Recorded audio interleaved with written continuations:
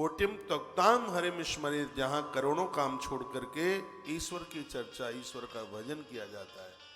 और मैं तो कहूंगा वानप्रस्थ जीवन आप जी रहे हैं, संसार की जिम्मेवारियों से पूर्ति हुई है, तो अब अपने जीवन को वेणु गीत बनाइए। वेणु गीत का मतलब है कि विषयों के ऊपर भजन का विषयों के, संसार के भोगों के ऊपर अमृत में संयमित जीवन की विजय, उसी का नाम वेणु गीत है। तद विजय श्रिया श्रुत वेणु गीतम स्मरोदयम काचित परोक्षम कृष्ण स्वसखेभ्यो न्यवर्णयन। गोपियां जल भर करके आ रही थी, कृष्ण की बांसुरी बजी, एक पेड़ के नीचे बैठ गई सब। और यहां इन्होंने जो चर्चा की है भगवान श्री कृष्ण की, वो बड़ी अद्भुत है। बांसुरी के भाग्य की जिन्होंने जो चर्चा की है वो बड़ी अद्भुत है। हम अपने जीवन में ऐसा काम करें कि लोग बड़ी श्रद्धा के साथ हमारा नाम लें।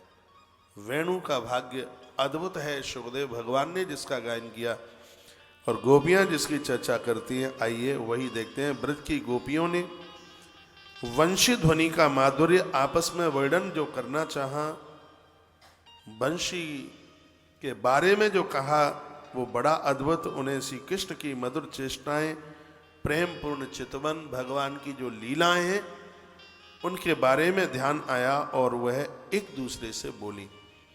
मैं कहूँगा भगवान वेद व्यास ने 18,000 श्लोकों को लिखा, ये सब चर्चा करते हैं, लेकिन मुझे इस भागवत को पढ़ते पढ़ते ऐसा लगा कि भगवान वेद व्यास 17,999 ही श्लोक लिख पाए।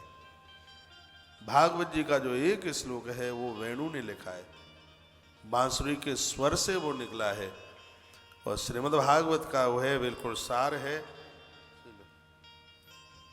बोलो बांके बिहारी लाल की जय।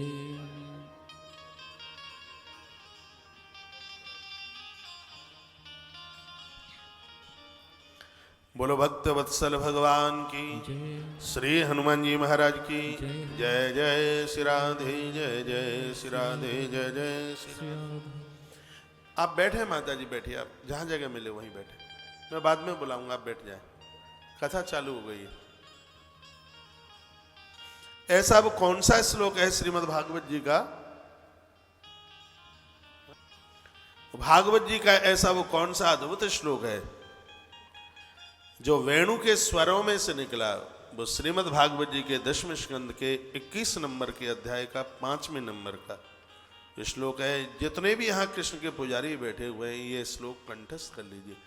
ये वो श्लोक है, निर्गुण ब्रह्म को मानने वाले सुखदेव भगवान दौड़ते हुए सगुण साकार की शरण में चले गए, और बांसुरी के स्वर में से, बांसुरी के छेदों में से वह स्वर निकला है।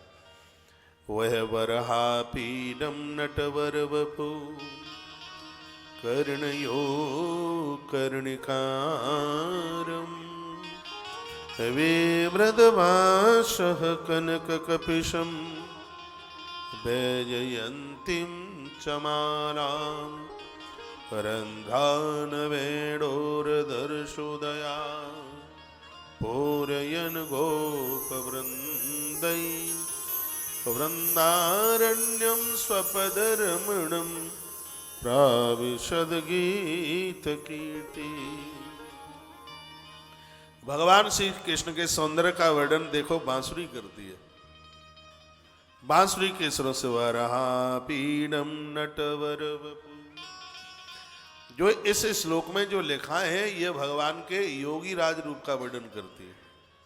बांसुरी ने कहा था कि कृष्ण वो हैं जिनके मुकुट के ऊपर मोर का पंख लगा है, और कृष्ण मोर का पंख इसलिए लगाते हैं कि लोगों को ये पता तो लगे कि 16,108 पत्नी होने के बाद भी ये अपने आप में परम योगी है। भगवान व्यास ने तो यहां तक कहा, यत्र योगेश्वरः कृष्णो, इस कृष्ण की जो शरण में चल करके आ जाए वह अपने आप में योगी बन जाए। मोर का पंख कृष्ण ने इसलिए लगाया, 84 लाख योनियों में ऐसा एक मोर ही तो है जो संतान को जन्म देने में पत्नी का स्पर्श नहीं करता। इतना बड़ा निष्कामी है जिसकी आंख के आंसू से संतान पैदा होती है। इस कृष्ण के मस्तिष्क पर उस मयूर का, उस मोर का जो पंख लगाए, वराहा पीडम, जिनको मस्तिष्क के ऊपर, सिर के ऊपर मयूर पिक्ष है, कानों में कनेर के पीले पीले पुष्प। भगवान श्री कृष्ण की विशेषता है कि ये कानों से कच्छ